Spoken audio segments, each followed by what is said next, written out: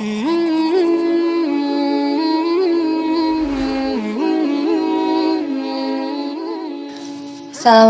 warahmatullahi wabarakatuh. Halo teman-teman, sebelumnya perkenalkan gue Intan dan di sini gue bakal ngebawain sebuah cerita flashback sih lebih tepatnya. Dan cerita ini tuh kayak sedikit berbeda dari rencana awal gue mau ngomong apa di sini karena gue tuh bingung gitu mau cerita apa ya. Tapi tiba-tiba tuh gue keinget satu momen dimana itu tuh kayak ngerubah hidup gue gitu loh, kayak ngebangkitin gue dari keterpurukan. Termotivasi sama cerita ini sih lebih tepatnya ya gitu. Jadi cerita ini tuh gue dedikasikan benar-benar buat teman-teman di sini yang lagi berproses, yang lagi butuh support, yang lagi berjuang, kayak yang benar-benar lagi butuh banget reason kenapa sih gue harus terus ngelangkah maju, kenapa gue harus terus berjuang kayak gitu. Jadi cerita ini gue bawain tanpa naskah karena gue pengen banget apa yang gue sampein ini murni apa adanya dan bener-bener dari hati gue gitu. Asik. Oke, kita lanjut ya. Jadi cerita ini tuh berawal dari temen deket gue dari SMP. Dia itu anak yang dari kecil emang terkenal sangat ambisius gitu. Ambis dengan hal apapun yang dia pengen tuh harus ya dapet. Tau lah ya kalau kalian tuh ngedengar anak ambis tuh kayak apa. Jadi segala hal tuh dia pengen apa ya harus ada gitu loh, ya harus dapet. Gue nggak mau tahu gimana caranya dapet gitu. Itu pun temen gue kayak gitu. Jadi ketika dia punya target ya pokoknya gimana caranya dia harus dapet itu. Karena contohnya aja waktu SMP dia bilang gue harus peringkat 1 terus. Pada suatu saat dia nggak dapet peringkat 1, dia benar-benar ngegas lagi nih, ngegas terus belajarnya sampai semester depan dia peringkat 1 lagi sampai lulus peringkat 1 seangkatan juga. Itulah yang namanya anak ambis ya. Jadi setelah gua ibaratnya berteman sama dia 6 tahun SMP SMA ya, gua ngerasain dia tuh anak yang sangat teratur, memanage waktunya itu luar biasa gitu. Jadi tuh dia setiap hari tuh kayak punya target. Kayak nanti tuh dia hari ini tuh harus ngapain, harus ini, harus itu, tuh harus terlaksana semua apa yang dia targetin. Dan dia tuh selalu memplanning nanti tuh gue mau ngapain. Jadi nanti di SMA tuh gue mau masuk organisasi apa, nanti gue intinya tuh mau ikut les di mana dan dia tuh udah kayak ngeplanning semua selama 3 tahun masuk SMA. Itu pun baru awal masuk, bahkan tahun ajaran baru pun belum gitu loh. Dia tuh pun baru daftar, dia tuh udah ngeplanning kayak gitu. Dan satu planning yang teramat ibaratnya bagi gue tuh wow banget tuh adalah ngeplanning nanti gue setelah lulus SMA gue harus masuk ke dinasan B dengan jurusan A. Ya Tan, dia bilang gitu ke gue. Terus dia bilang, apa sih lu aja SMA belum selesai udah mikirin kayak gitu. Terus dia bilang gini, semua tuh harus direncanain dari sekarang biar lu mempersiapkannya tuh dengan matang. Jadi nanti ketika lu ada apa-apa di selanjutnya lu gak bakal kaget kayak gitu. Dan setelah dia ngomong kayak gitu, kita menjalani hari-hari di SMA gitu ya. Ya gue ngerasain dia tuh gak cuma sekedar ngomong doang, tapi dia benar-benar actionnya tuh luar biasa. Dia di SMA itu selalu peringkat 3 besar, terus dia tuh selalu ikut olimpiade, juara-juara, dan aktif organisasi juga. Tapi setelah pulang sekolah dia gak pernah lepas dari belajar buat kedinasan ini. Jadi tuh dia pulang sekolah itu dia ambil les, dan malamnya tuh dia belajar buat kedinasan. Jadi tuh apa ya, gue tuh terlalu salut banget sama dia karena dia tuh kayak gak pernah ngeluh, ih gue capek belajar tuh gak pernah. Dia tuh kayak selalu ngomong kalau ya gue punya mimpi yang besar, maka effort gue juga harus besar dong. Ya kali gue impinya besar, gue belajarnya biasa-biasa aja. Dia selalu ngomong ke gue kayak gitu. Jadi apa ya, gue lihat persiapan dia masuk ke dinasan itu kayak luar biasa sih ya. Siang malam dia belajar, latihan fisik tuh pagi tuh setelah sholat tahajud dia tuh lari. Terus pulang sekolah dia tuh nggak dijemput, tapi tuh dia jalan kaki buat latihan fisiknya. Pokoknya tuh kayak luar biasa banget. Disiplinnya, rajinnya beda banget sama gue, astagfirullah. Dan adalah tiba waktunya ketika dia pendaftaran kedinasan udah buka, dia langsung ngelamar, langsung daftar, administrasi dia lolos, dan kemudian untuk tes tahap 1. Disitulah awal dia ngerasain takut, ngerasain insecure, dan gue tuh kayak ngerasa, iya ya, anak ambis gue punya takut, anak ambis gue punya rasa insecure gitu. Anak yang udah pinter, yang udah kayak kejamin banget, aduh apa ya, kualitas otaknya aja dia masih punya rasa insecure. Jadi tahap 1 itu dia lolos, tapi itu dia masih pas banget di ambang batas nilainya. Dan dia tuh kayak ngerasa insecure karena peringkat semua yang di atas ini yang keterima adalah anak-anak dari sekolah favorit, dan prestasinya tuh luar biasa, jadi punya sertifikat nasional dan lain-lain. Jadi tuh dia tuh hari-harinya setelah dapat pengumuman tahap 1 tuh, gue lanjut nggak ya Tan, gue takut banget nanti ketika tahap 2 gue gagal, gue takut banget. Jadi tuh dia kayak sehari-harinya tuh ngomong ke gue gitu, gue takut. Tapi dengan gitu tuh dia cuman ngomong aja gitu loh, dia cuman ngomong takut doang, tapi dia tetap belajar, tetap kayak sholat malam tuh kenceng banget dia. Dan pada akhirnya dia seleksi tahap 2, dengan kayak masih kebimbang sana sini, takut, rasa resah dan lain-lain, dan alhamdulillahnya dia lolos tahap 2. Tapi dia masih nilainya di bawah juga, jadi kayak hampir ranking terakhir gitu. Terus dia tuh kayak bilang, ih gue nyerah tuh Tan, gue takut banget, gue udah beneran gemeteran ini, gue kayak pengen nangis. Dan di situ beneran menuju tahap 3 tuh dia kayak nangis beneran gitu loh tiap harinya, Tan gue takut.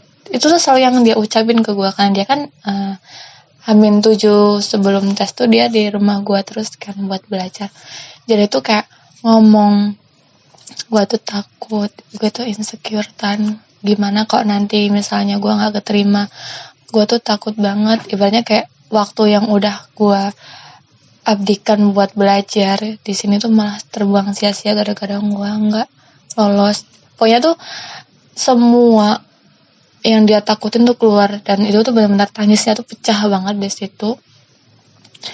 Tapi apa ya, walaupun kayak gitu tuh dia tuh tetap berdoa gitu loh. Itu ya sih yang gue terharu, dia berdoa, dia nangis. Waktu sholat tuh dia nangis tuh gue denger gitu ya. Jadi gue tuh kayak, ya Allah semoga ininya tuh, gue gak berdoa dia keterima, cuman gue berdoa dia diberi ketenangan gitu. Karena ketika dia tenang, gue yakin dia bisa lanjut ke tahap 3 kayak gitu. Dan di situ dia ke tahap 3, dan gue juga ikut deg-degan. Gue waktu itu juga ikut ngantor kan, ikut deg-degan. Dan pas pengumuman tuh Masya Allah, itu tuh kayak gitu, kayak bahagia banget. Dia keterima untuk seleksi tahap selanjutnya. Ibaratnya kan kayak tahap 3 itu luar biasa banget, dia bisa mengalahkan ribuan pendaftar dengan nilainya yang luar biasa, terpantau tinggi-tinggi banget. Ya, ini kayak at least gitu, gue keterima intahan gitu, gue harus lanjut, gue harus semangat lagi. Jadi itu kayak fase dimana dia yang kemarin tuh benar-benar takut, bimbang kesana kemari gitu, kayak langsung pudar gitu loh ketika dia ngedapetin, iya gue benar-benar harus maju ini. Jadi saat itu dia melanjutin ke seleksi selanjutnya. Dan mungkin sampai sini aja kayak ada satu pelajaran gitu loh buat kita. Kalau ini tuh semua orang tuh pernah ngerasain namanya insecure, termasuk gue gitu. Gue pernah ngerasain insecure, apalagi masalah personality, intelektual, fisik, apalagi kayak gitu kan ya. Semua tuh orang pernah. Tapi saat itu pun gue sadar, dengan temen gue yang kayak gitu tuh gue sadar gitu loh, ternyata insecure sama seseorang itu gak bakal ngebantu gue tuh untuk berkembang, maju gitu loh. Justru gue tuh bakal mundur, dan ketinggalan, atau bahkan kayak stuck terus di sini gitu tuh. Dan itu tuh gue gak mau gitu loh.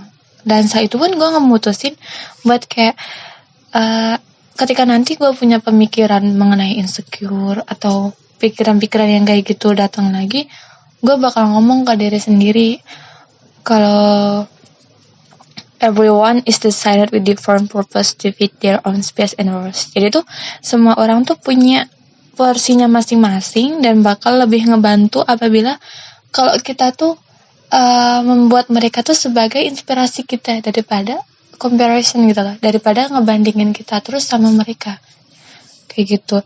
Kayak emang kamu nggak capek ngebandingin diri kamu sendiri terus sama orang lain? Kayak sedangkan Allah juga kan udah bilang kan ya, kalau setiap manusia itu diciptakan berbeda-beda. Jadi buat apa sih kita ngebanding-bandingin diri kita ke orang lain?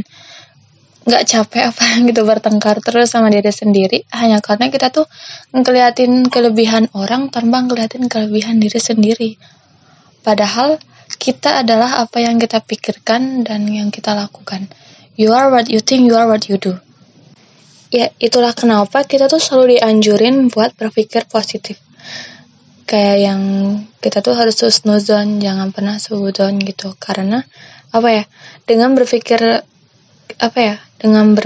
kita akan menjadi apa yang kita pikirkan gitu. Jadi itu penting bagi kita untuk selalu menanamkan pikiran yang positif dalam diri agar tubuh kita, hati kita itu dipenuhi energi yang positif kayak gitu. Beda lagi nih kalau misalnya kita tuh pikirannya tuh negatif terus ya, yang ada tuh tubuh kita tuh terus aja nggak terkontrol dengan rasa takut, dan rasa takut tuh yang terlalu berlebih gitu loh. Jadi apa yang sedang kita hadapi, persoalan apapun itu tuh nggak bakal ada jalan keluarnya karena kita tuh udah kayak stuck di situ aja karena kita tuh takut mau melangkah, kita tuh takut mau mencoba menyelesaikan permasalahan kita gitu. Itulah kenapa kita tuh harus menanamkan stigma positif dalam diri untuk mengontrol rasa takut kita. Kalau dibilang kamu takut gitu ya, kenapa sih kita nggak ambil contoh aja nih, misalnya gini. Ketika lu pulang sekolah dan di situ lu dijemput kakak lu gitu ya, atau mamah lu lu dijemput mamah lu, dan di situ mamah tuh ngambil jalan yang berbeda dari biasanya gitu. Jadi biasanya kan pulang lewat sini, nah tiba-tiba mamah tuh lewat sini, terus lu nanya, mah kok beda sih jalannya? Terus mama bilang, udah tenang aja, nanti tetap sampai rumah kok gitu. Dan emang lu komentar enggak kan? Kenapa ya? Karena lu tuh udah percaya sama mama. Lu tuh udah percaya mama tuh bakal ngebawa lu ke tempat yang aman, yaitu rumah lu. Mama juga gak bakal membahayakan lu. Jadi tuh lu tuh udah percaya gitu loh sama mama.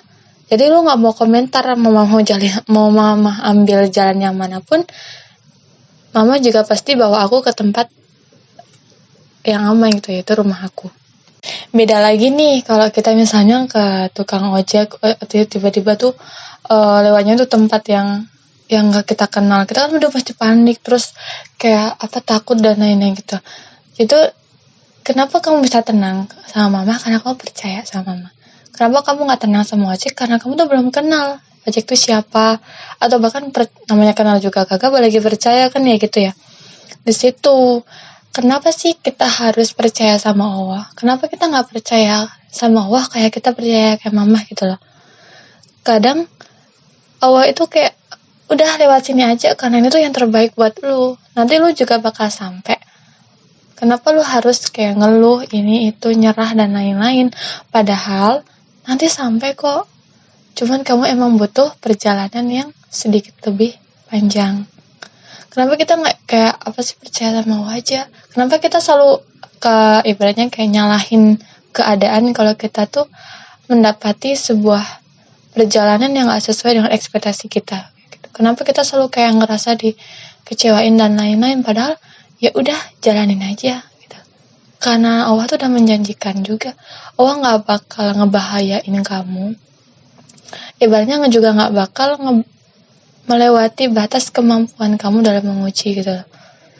Kenapa kita gak percaya aja sama Allah kayak gitu? Jadi teman-teman, percaya aja sama Allah, karena Allah tahu yang terbaik buat hambanya, dan Allah juga maha melihat apa yang sedang kamu usahakan. Jadi come on guys, kita tuh harus ngerubah mindset kita gitu loh.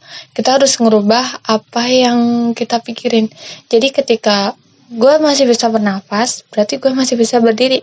Ketika gue masih bisa berdiri, gue masih bisa berlari. Dan ketika gue masih bisa berlari, berarti gue masih bisa berjuang. Dan ketika gue masih bisa berjuang, gue gak boleh melewatkan satu kesempatan pun. Apalagi ketika kita tuh melewatkan kesempatan hanya karena rasa takut, atau kita mikir gue nggak bisa, dan lain-lain. Itu tuh kayak, aduh, itu tuh bakalan ngerugiin kita banget gitu loh. Karena sebenarnya itu, semua ini tuh bukan mengenai lu mampu atau enggak, tapi itu mengenai lu mau atau enggak. Kalau lu mau, jalanin. Kalau enggak usah. Kalau lu mau, lu pasti bisa ngejalanin itu. Bahkan ngelewatin semuanya tuh lu bisa gitu loh. Kayak apalagi yang mikir kemampuan gua tuh yang gini-gini aja, terus pasti gagal nih gitu. Enggak. Semua itu butuh pengorbanan. Entah waktu, entah tenaga, entah pikiran. Tapi untuk mencoba hal yang baru, atau memulai lembaran yang baru, kita tuh harus berani gitu loh. Harus berani mempertaruhkan apa yang kita punya. Kita butuh proses yang panjang. Nggak ada gitu loh, nggak ada istilah mendadak hebat. Semua proses tuh pelan-pelan. Kita harus mau belajar berlelah-lelah diri. Mencoba banyak hal, terutama hal yang kita suka. Mau orang lain bilang apa, asal kita yakin, dan itu baik, dan itu tuh nggak ngerugiin orang lain, ya udah lanjutin aja gitu. Karena setiap impian akan dipertemukan dengan peta perjuangannya masing-masing. Dan dari pengalaman temen gue tadi, gue belajar satu hal. Fokuslah sama tujuan utama. Pada dasarnya, gak ada yang gampang, dan gak ada jaminan untuk berhasil terus. Tapi, disitulah kita akan dipilih. Dan disitu kita akan dilatih ketahanannya sebagai bukti dari mimpi-mimpi kita. Jadi, semangat buat kalian yang sedang berjuang. Kita hanya perlu memberikan yang terbaik di episode ini. Besok dan seterusnya kita pikirkan nanti aja ya. Karena gak semua hal harus dipikirin sekarang kok. Cukup ikuti skenario dari yang Allah kasih aja. Terima kasih. You are trying your best guys, and that's great. Just keep going. Semangat. Dadah.